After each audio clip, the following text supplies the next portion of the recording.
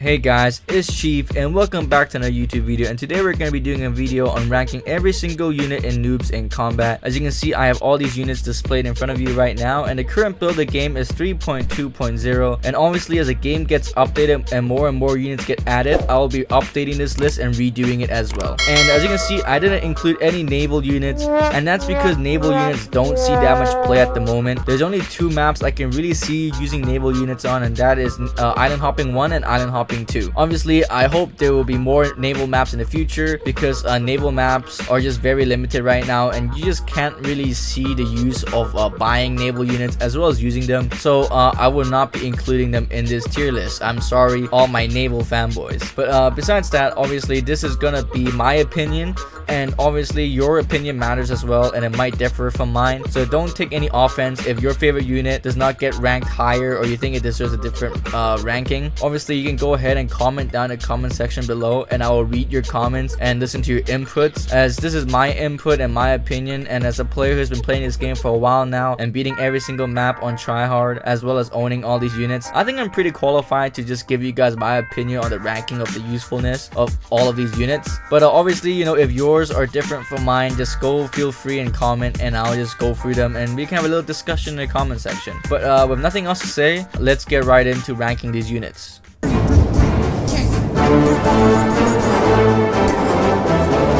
The first unit we're going to be looking at is the APC, and the APC at its current state is a very solid unit. The APC does not consume any fuel. It carries 2 infantry units, it has an MG, it's armored, and it has a radio. It's all around needed to basically support your infantry and your tanks, mainly because of its utility in carrying infantry, as well as the fact that it has a radio and a machine gun. Well, it's armored, so it takes reduced damage against MG and infantry. So in my opinion, I feel like the APC is a must-have. Obviously, in the PvP meta, the APC spam is also very prevalent, but obviously in PvP is just not that prevalent right now. There's just not that much support for PvP. So PvP aside, I think the APC is a very solid unit to have, and it would be considered one of my must-haves in the current build of the game. And then we have the armored car. The armored car is a very solid unit in my opinion. However, it does consume fuel. But besides that, it has armor, it has obviously radio, and it has a cannon and MG. So I see it as a very solid unit when you want to push with it. And overall, it can't really take a beating against other tanks, but most of these units can anyway. So it will be a very solid unit. If you want to use a unit that's very quick and it can push and it also has decent firepower, then armored car is your choice. Next, we have the artillery. The artillery is a decent unit, but it's outshined by the mobile artillery. Why the mobile artillery is much better is because it's able to push forward with the main forces and provide coverage with artillery, while the artillery units needs to be dragged on by a supply truck or a supply wagon. So in my opinion, it's a good unit. However, the fact that it's not able to move back and forth to supply depots or outposts to resupply himself, and just generally very slow to move towards the push with the other units, puts it at decent but can be replaced by other units. Next, we have the anti-tank gun. The anti-tank gun is the only evolution in this branch right now after the other branch extended. So right now, Tank Destroyer turns into Bunker Buster, and the anti-tank gun no longer in the same branch as those two. And at its current state, although it's Overwatch and it does pretty decent damage, once again it moves very slowly and it just doesn't do enough damage for me to put it any higher than decent, and maybe even lower, just because I feel like it needs another evolution to do more damage. Maybe they need to make a higher caliber anti-tank gun, because at its current state right now, I just don't see any use for it. And besides, you're playing like defensive maps, which there's also other better units to use it with, I just don't see the anti-tank gun seeing much action at the moment. So honestly, it might just get don't use right now until they find a way to make another evolution for it, or just buff it a little bit more, because at its current state I think it's just way too weak. Even with Overwatch, it just gets outshined by other units in this game with the limited amount of deployment slots that you have. So moving on with the bazooka. Obviously the bazooka is a very good unit, while the super bazooka is a very solid unit, but the bazooka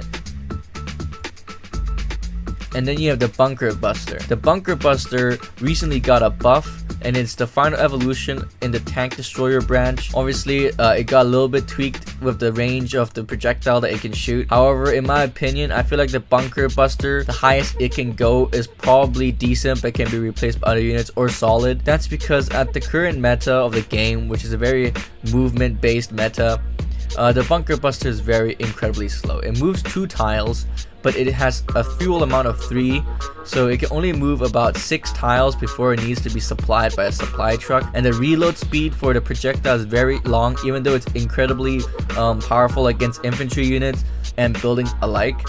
But just because of the fact that it has such low fuel, and the fact that it needs to be constantly supplied, just makes it decent but can be replaced by other units, because I can just see other units taking that position up in general. And the splash damage, you have to really look around if you have any infantry that's close to it or will get caught in the splash damage, because it does as much team damage as it does damage to enemy units. So it's just not that great until perhaps they increase the projectile range a little bit more again, so it doesn't get easily like kill your units, or they go ahead and just give a little bit more a fuel buff, because in its current meta I think it's outshined by all the other units in this game. So, and then you have the grunts. The grunts, in my opinion, is a must-have, mainly because right now the grunts are very tanky against tanks. So basically, if the tanks shoot their cannon at you, the grunts will definitely survive a hit from them, as well as the fact that grunts is really powerful against units that are weak against infantry. So like, for example, anti-tank gun, artillery units, bazooka units, light machine gun, medium gunner, they're all very weak against grunts, and grunts itself is quite decent at fighting other grunts. And the fact that it's paired with a radio, obviously, and it is able to move at a decent range, puts it as a must-have. Basically a must-have infantry unit for any end game content. Next we have the half track. The half track is a prerequisite of the APC, however I believe it's a solid unit, and here's why. At the start of the game, the units that can carry infantry is the supply wagon and supply truck. Although the supply truck is fast, the supply wagon is incredibly slow. And with how the game is pushing for combined arms, where you use both tanks and infantry to push, I feel like the half track is very important, not only because it offers armor, so protection against small arms of fire, meaning MG gunners, MG guns, infantry, but it also has a machine gun. It also moves there quickly, it doesn't use any fuel, and it carries 2 infantry units. And just because of how the meta is right now and how the game wants to use the combined arm method for you to tackle these enemy AIs, I believe that just being able to carry infantry of you up to the front lines is very important, and giving them protection more than what the supply truck or supply wagon can offer is what makes the half track a solid unit, in my opinion. Next we have the heavy tank. The heavy tank is in an interesting position right now, mainly because the meta is trying to push for a fast-paced blitzkrieg style gameplay where you just kind of rush the enemy with overwhelming forces of infantry and tanks.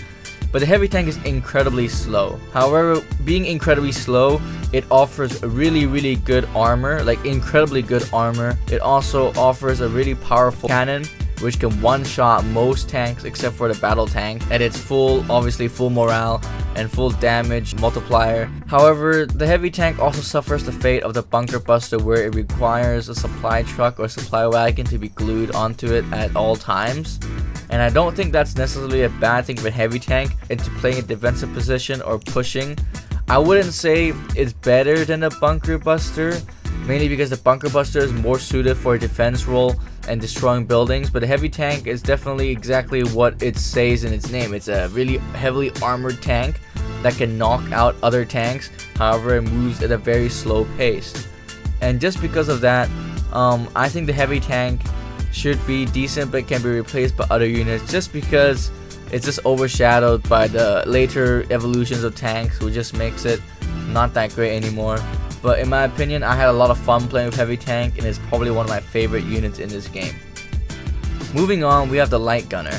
The light gunner recently got a buff along with its other MG variants with Overwatch capabilities. It can now shoot the same round it moves, and that just changed the whole usage of the light gunner unit. The light gunner unit used to be something you place down and just have it overwatch and kill incoming enemies. However, now the light gunners can be used to push with your other infantry units and your general invasion force. So in my opinion, the light gunner is a must-have at the moment. Not only does it shred infantry units and it's able to move the same turn that it can attack, however it still has its overwatch. You do need to remember that the light gunner do suffer from machine gun fire and small arms fire and take increased damage against those. So basically the light gun is a very squishy unit and will always require an APC or a half track for it to just like get on after it's on cooldown, or keep it in a building where it will take reduced damage just because it's so squishy.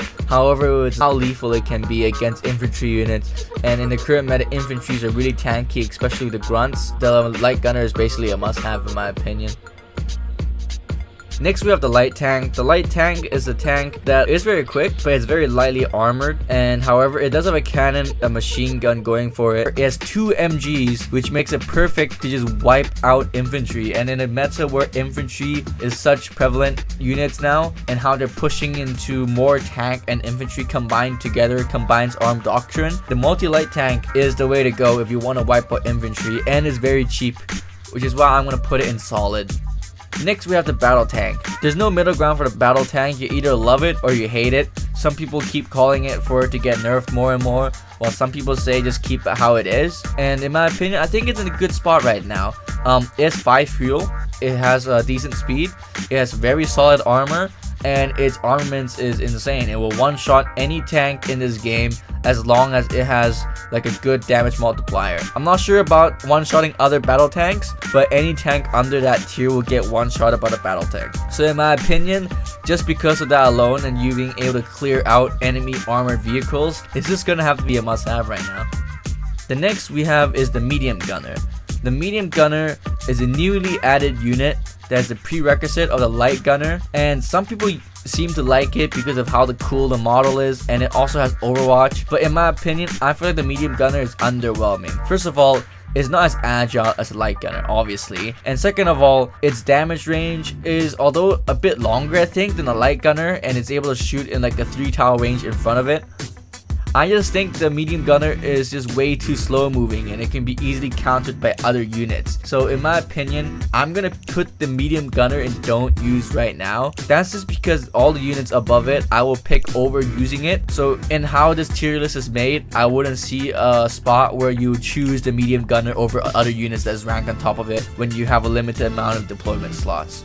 The next we have is the medium tank. The medium tank in my opinion is a solid unit, and it might be a bit controversial because obviously I'm placing a lower tier unit in a higher position than a bunker buster and heavy tank, but let me explain. Basically, the medium tank is in the solid unit because of the current meta and how the game really wants you to use quick moving units that can just push forward really quickly, and just because of that, the bunker buster and heavy tank is left behind, mainly because they need to be stuck to a supply truck and they're incredibly slow but very powerful. The medium tank offers good damage against most armor units in this game, and if you're not coming across anything that's like heavier than a heavy tank, then you should be fine. And in other game modes where enemy AIs won't be using super heavy tanks, medium tank will just get the job done. Not only has an MG, but it doesn't require a supply truck or a supply wagon to be constantly glued to the medium tank, and it's quite self-sufficient in that sense. So in my opinion, I'm gonna put the medium tank in solid. Next we have the mobile artillery.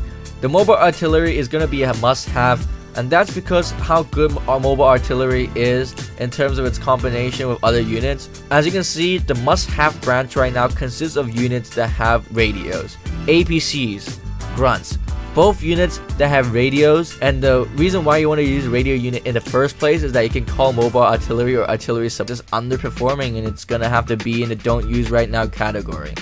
The next we have is the multi-M tank.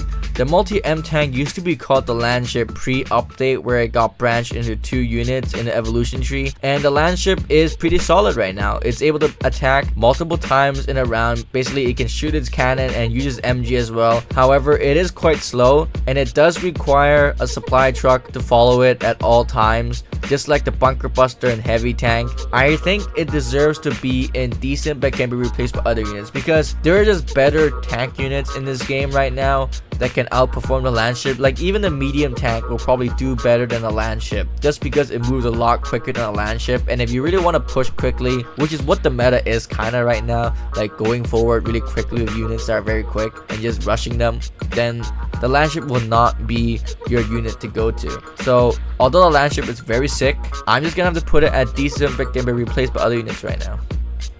The next we have is the battle recon, or the recon tank. After the update, the recon tank is the final evolution in the tanketry and is probably one of the top tanks in this game right now, right next to the battle tank. And that's because the recon tank is quick, it has a good turret, so basically it will do good damage against most tanks and probably destroy them, and it also has a radio, and having the radio just makes it such a good unit because you can call in artillery. So basically you shoot them with your cannon and then you call in artillery and you can basically delete tanks, or you can also use its MG to defend itself, and overall its armor is good against other tanks. So I'm gonna have to put it in must have right now just because of how solid the recon tank is and how quick it is.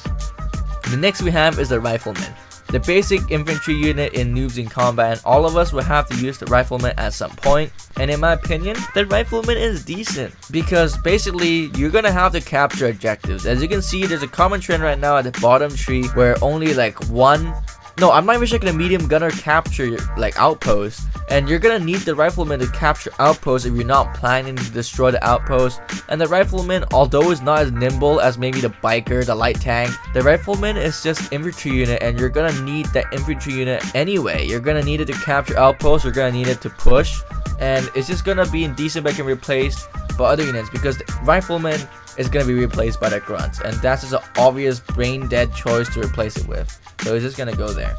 And then we have the rocket battery. Sadly, the rocket battery got a nerf after it got a good splash damage buff. So in my opinion, the rocket battery already doesn't have as good range as the artillery, but now it has less ammo, meaning that you're gonna need to choose between spawning more units or resupplying that rocket battery. And every time you resupply it, you're gonna have to wait for that cooldown to go away as well. So the rocket battery is just no longer a viable option with how low the ammo count is. Hopefully they increase it back to 2.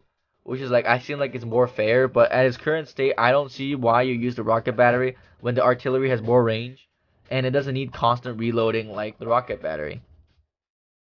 The same, however, cannot be said about the rocket truck. The rocket truck is still very mobile, and that makes it more versatile because the rocket truck, like the rocket battery, has limited range compared to the artillery. So you're gonna have to move it closer into the battlefield, and just because you can move the rocket truck better than a rocket battery, I feel like the rocket truck is still in a decent but can be replaced by other units. Mainly because although its ammo count is at 1, it's still mobile enough to just be able to support your other units. And that's main role of basically what these radio units are for. The next we have is the scout car, the second evolution in the bikers branch, and it's a fast vehicle. The scout car is lightly armored, it's incredibly quick, it's armed with a machine gun, and it has a radio. And in my opinion, I think the scout car is indecent but can be replaced by other units because I think it's better than a biker, obviously. It's better than a light tank mainly because there's a radio and it's quick. So like it says in its name, it's for scouting and it will be something to send into the front. I'm hoping eventually in the future they'll allow the scout car to maybe carry a single infantry unit, and that will make it even better. But at the moment, the scout car isn't too bad, but it isn't really strong either. So we're gonna have to put it in decent but can be replaced by other units. The next unit we have is a super bazooka, and in my opinion the super bazooka is a must-have unit. Unlike its predecessor, the bazooka, which shoots in a cross-like pattern, one tile in front and back and left and right, the super bazooka can shoot exactly the same as the bazooka but also fill in those corners, so shoot in a complete square like a 360-degree angle, and that makes it super good against tanks. The super bazooka also does a lot of damage against tanks, like even a battle tank can lose 50% health to a super bazooka, and it's a very inexpensive unit directly countering armored units. So in my opinion, the super bazooka either needs to get a nerf to make it a little bit more balanced for tanks, or it can just like stay this way, I guess, because right now it's such a good unit, it's gonna be a must-have. And then obviously you have the supply truck, the lifeline of every single unit in this game, and it can carry 1 infantry just like the supply wagon. No brainer, must-have. The next unit we have is a tank destroyer. The tank destroyer recently got its damage caps removed, so I'm unsure how much damage it can truly do, its max damage multiplier. But the tank destroyer in its name is made for destroying tanks, and it used to do 90 damage at its base cap, and it also has Overwatch. So in my opinion, I feel like the tank destroyer is a good unit, but I wouldn't say you should replace it with anything else above it. So I'm gonna put it in, you know what, I'm gonna put this tank destroyer in a solid position because of the can be replaced, because you're gonna need to supply something, you're gonna need to supply your troops, so supply wagon is gonna be your way to go. So hey guys, we have come to the end of the tier list, and I hope you guys liked the video. Obviously, if you skipped till the end of the video just to look at the tier list, you might not fully get why these units are ranked where they are, and I'm not gonna really go through them again because I already went through them throughout the video. So if you skip all the way here, and obviously the tier list does not look like what you think will look like, then you're gonna have to go back and watch it. But if you did watch it all the way till here, thank you guys so much for watching. And obviously I'll be making more content on this game soon, but right now it is quite dry. There's not been an update for about a week now. So besides that, thank you guys for watching, and I'll see you guys next time.